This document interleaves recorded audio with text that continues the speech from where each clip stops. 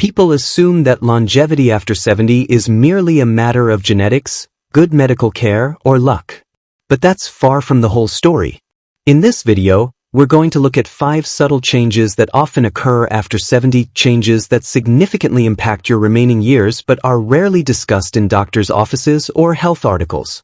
These aren't obvious factors like heart disease, cancer, or diabetes. These are deeper, more nuanced shifts that often go unnoticed until they've already begun affecting how long you'll live. And the good news is, once you recognize these changes happening, you can take meaningful steps to address them while there's still time. So if you've ever wondered what silent factors might be shortening your life after 70, stay with me until the end of this video. These insights could make all the difference in your remaining years. Now, let's get started. Number 1. The invisible withdrawal from daily life. One of the first and most overlooked changes that impacts longevity after 70 is what gerontologists call social disconnection cascade, a gradual, often imperceptible withdrawal from everyday activities and interactions that once kept you engaged with life. This isn't about becoming a hermit overnight. It's far more subtle. Perhaps you've stopped going to the grocery store because delivery is more convenient. Maybe you've stopped attending community events because the parking has become too troublesome. Or you've gradually reduced how often you call friends because the conversations require more energy than they used to. Each of these small retreats seems reasonable on its own. They look like simplification or adaptation. But collectively, they create a dangerous spiral. Each withdrawal reduces your physical movement, cognitive stimulation, and social connection, all vital factors that keep the aging body and brain resilient. I remember James, 75, who gradually stopped driving to his weekly card game because night driving had become challenging. A reasonable decision, it seemed. But instead of finding alternative transportation, he simply stopped going. 6 months later, he had also stopped attending church and family gatherings. The effort seemed too much. His daughter noticed he seemed frilier, less energetic. Not because of any specific illness, but because his world had slowly contracted around him. What research now shows is that this invisible withdrawal sets off a cascade of physiological changes. Without regular social interaction, stress hormones increase and inflammatory markers rise. Without routine destinations to visit, walking decreases and muscle mass declines more rapidly. Without varied environments to navigate, cognitive challenge diminishes and neural connections begin to fade. The body responds to this withdrawal by essentially accelerating the aging process. It's as if your systems take the cue that less is being demanded, so less needs to be maintained. Your body begins a kind of early shutdown protocol, redirecting energy away from systems that aren't being regularly engaged. If you've noticed yourself quietly stepping back from activities, not because you can't do them, but because they've become too much trouble, pay attention. If you find yourself spending more days without speaking to anyone, or more hours in the same chair, recognize this as a warning sign, not of a character flaw, but of a biological cascade that's beginning to affect your longevity. The intervention is straightforward, though not always easy: deliberate re-engagement. Even small, consistent social interactions can reverse this cascade. A daily walk to a local coffee shop. A regular phone call schedule with friends. A weekly volunteer commitment, even for just an hour. What matters isn't the scale of engagement, but its regularity and reliability. Your body needs to know that connection is still necessary, that movement is still required, that your presence in the world is still important. Because when your systems recognize they're still needed, they maintain their function far longer than when they believe their work is done. Number 2. The disruption of circadian synchrony. The second subtle change that profoundly impacts longevity after 70 involves your body's internal timing system, your circadian rhythm. What many don't realize is that after 70, this internal clock often begins to fragment, creating a state that scientists call circadian desynchrony, and the consequences for longevity are far more serious than most people recognize. This isn't just about having trouble sleeping. It's about a fundamental breakdown in the timing mechanisms that coordinate virtually every process in your body. Your digestive enzymes, immune responses, hormone releases, cellular repair mechanisms, all these functions rely on precise timing orchestrated by your circadian system.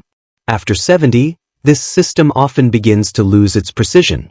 You might notice you're waking earlier, napping during the day, or unable to stay asleep through the night. What you can't see is that this same dysregulation is affecting when your body processes nutrients, repairs DNA damage, clears toxins from the brain, and coordinates immune surveillance for cancer cells. I knew Catherine, 78, who had always been a night owl but suddenly started waking at 4:30 every morning, unable to fall back asleep. Her doctor prescribed sleeping pills, which helped her stay unconscious longer but did nothing to restore her disrupted circadian rhythm. Meanwhile, her blood pressure control worsened, her glucose regulation became erratic, and her cognitive processing seemed to slow. These weren't separate problems, they were all symptoms of her desynchronized internal timing. What research has now revealed is that circadian disruption accelerates aging at the cellular level. When your internal clocks are misaligned, your cells literally age faster. DNA repair becomes less efficient. Inflammation increases. Mitochondrial function declines. And these changes don't just make you feel older, they measurably shorten remaining lifespan. Most concerning is that modern life makes this disruption worse. Irregular meal timing, evening blue light exposure, inconsistent sleep schedules, and reduced daytime light exposure all further destabilize an already vulnerable system. And unlike younger bodies that can temporarily compensate for these disruptions, the aging body has fewer reserves to counterbalance the effects. If you've noticed changes in your sleep timing, sudden early morning awakening, an increased need for naps, or a general feeling that your energy no longer matches the day's natural rhythm, your circadian system may be desynchronizing. This isn't just an inconvenience, it's a longevity warning that deserves attention. The good news is that circadian rhythms respond strongly to environmental cues. Consistent daily routines, especially fixed meal times and sleep schedules, help resynchronize internal clocks. Morning sunlight exposure, even for just 10 to 15 minutes, powerfully resets your master clock. Reducing blue light in the evening through screen filters or amber glasses helps maintain proper melatonin production. And timing your exercise for the morning or early afternoon reinforces healthy circadian signaling. These adjustments might seem simple, even trivial, but their impact on longevity after 70 is profound. Because when your internal clocks are synchronized, every system in your body functions more efficiently, resilience increases, and the pace of aging itself can actually slow. Number 3. The silent loss of protein efficiency. The third subtle change that affects longevity after 70 involves something rarely discussed outside of research laboratories: protein efficiency. This isn't about how much protein you eat, but rather how effectively your body uses that protein, a capacity that declines dramatically with age, often without any obvious symptoms until the damage is done. After 70, your body's ability to synthesize muscle protein from the food you eat decreases by as much as 30 to 40% compared to younger adults. This condition, called anabolic resistance, means that the same amount of protein that once maintained your muscle mass now results in gradual, progressive muscle loss. This isn't just about looking frail. Muscle is your body's protein reservoir, the place it turns when fighting infection, healing wounds, or recovering from stress. When this reservoir shrinks, your resilience against every health challenge diminishes. Your ability to recover from illness plummets. Your risk of falls increases exponentially. And perhaps most critically, your immune function weakens. I worked with Robert, 82, who ate what he considered a healthy diet with plenty of protein, the same diet that had maintained his health for decades. Yet he found himself losing strength year after year, each illness taking longer to recover from than the last. His blood tests showed adequate protein levels, but his body was no longer converting that protein into functional tissue efficiently. He wasn't just aging, he was experiencing a silent protein crisis. What makes this change so dangerous is its invisibility. Standard blood tests won't show it. You won't feel it happening day by day. But over time, this declining protein efficiency creates vulnerability to what geriatricians call the cascade, where a minor illness triggers a major decline, a small fall leads to permanent disability, or a routine surgery results in complications from which recovery becomes impossible. This protein efficiency decline happens for multiple reasons, age-related changes in digestive enzymes, alterations in muscle cell receptors, hormonal shifts, and increased inflammatory factors that interfere with protein synthesis. Together, these changes mean that the protein intake that sustained you for decades becomes insufficient after 70, even if your diet hasn't changed at all. If you've noticed increasing difficulty recovering from exertion, wounds that heal more slowly, or a sense that each minor illness seems to take more out of you than it used to, declining protein efficiency may be at work. This isn't normal aging to be accepted, it's a specific biochemical change that can be partially counteracted. The solution isn't simply eating more protein, although that helps. Research shows that after 70, protein needs to be consumed differently, in larger amounts per meal, at least 30 to 40 grams, spread throughout the day rather than concentrated in one meal, and ideally combined with resistance activity that primes muscles to utilize that protein. Specific amino acids like leucine become more crucial, and protein quality matters more than ever. Some degree of anabolic resistance is inevitable with age, but its progression can be dramatically slowed. And since muscle mass is one of the strongest predictors of longevity after 70, addressing this silent change isn't optional if your goal is to live not just longer, but better. If you're finding this information valuable, please take a moment to subscribe to our channel. We share new, potentially life-changing content every day, and your support helps us reach more people who need these solutions. Now let's move on. Number 4. The quiet recalibration of thirst.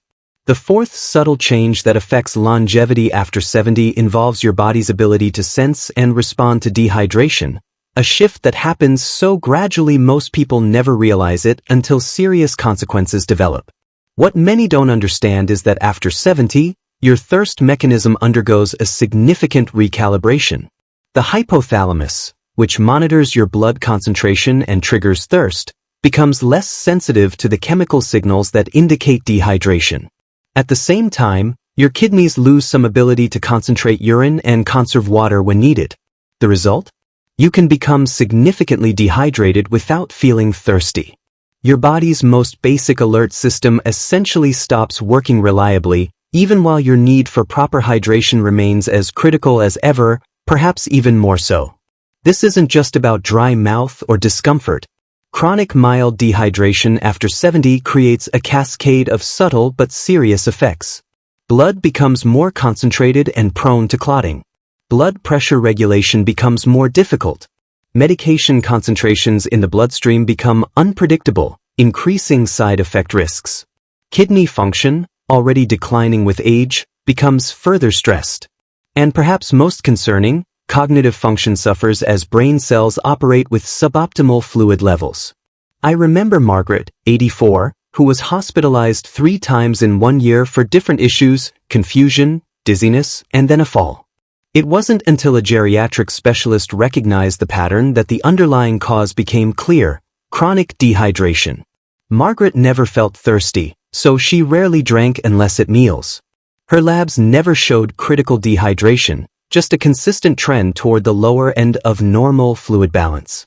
Yet this subtle, persistent state of mild dehydration was destabilizing every system in her body. What makes this change particularly dangerous is how it interacts with common medications. Many drugs prescribed after 70, including blood pressure medications, diuretics, and certain pain relievers, further affect fluid balance or blunt thirst sensation. Meanwhile, many older adults deliberately restrict fluids to manage bladder control or limit nighttime bathroom trips, unaware they're creating the perfect conditions for accelerated aging. The medical consequences can be life-altering. Studies show that chronically dehydrated older adults have higher rates of urinary tract infections, kidney stones, respiratory infections, and even faster rates of cognitive decline. Hospital admissions for dehydration increase dramatically after 70, and those admissions are associated with much higher mortality than similar admissions in younger patients. If you've noticed dry skin that doesn't improve with lotion, fluctuating energy levels throughout the day, occasional lightheadedness when standing, darker urine, or constipation that seems resistant to fiber intake, subclinical dehydration may be affecting your longevity. The intervention is straightforward but requires intentionality, scheduled hydration rather than thirst-driven drinking. Setting specific times for fluid consumption, tracking intake with a marked container, and incorporating more fluid-rich foods can compensate for the faulty thirst mechanism. And contrary to common belief, proper hydration often improves bladder control rather than worsening it by reducing irritation from concentrated urine. This is one area where technology can help. Smartphone reminders, smart water bottles, or simple kitchen timers can prompt regular fluid intake. Because when it comes to longevity after 70, you can no longer trust one of your body's most basic signals. Your brain might not tell you when you need water, but every cell in your body still depends on proper hydration to function. Number 5. The erosion of metabolic flexibility. The fifth subtle change that profoundly affects longevity after 70 involves something scientists call metabolic flexibility, your body's ability to efficiently switch between different fuel sources and energy states. This capacity declines significantly in later years, creating vulnerability that affects not just how long you live, but how resistant you are to virtually every health challenge. Metabolic flexibility is your body's ability to adapt to changing conditions, to burn fat when carbohydrates aren't available, to ramp up energy production when needed for healing, to shift resources during stress, and to maintain stable energy levels despite variable food intake. It's a fundamental form of resilience that younger bodies take for granted. After 70, this flexibility begins to erode. Your mitochondria, the power plants within your cells, become less efficient and less responsive. Your insulin signaling becomes less precise. Your ability to mobilize and utilize fat stores decreases. And your capacity to upregulate energy production during illness or stress diminishes. The result is what researchers call a brittle metabolism, one that functions adequately under perfect conditions but decompensates quickly when challenged. This isn't about weight or diabetes specifically. Even thin, non-diabetic adults experience this change. It's a fundamental shift in how your cellular energy systems respond to life's demands. I worked with William, 79, who maintained the same diet he'd eaten for decades, a typical Western pattern high in carbohydrates and regular meals. He'd never had diabetes or significant weight issues. Yet when he developed pneumonia, his body's ability to maintain stable energy levels collapsed. His recovery was complicated by wild glucose fluctuations, profound fatigue, and muscle loss that took months to rebuild. His metabolism had lost the flexibility to adapt to the stress of infection.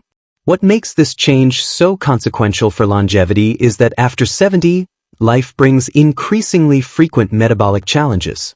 Minor infections, surgical procedures, changes in medication, periods of lower food intake during illness. All these situations demand metabolic flexibility. Without it, each challenge takes a greater toll, recovery takes longer, and the cumulative damage accelerates. The science around this is clear but rarely discussed with patients.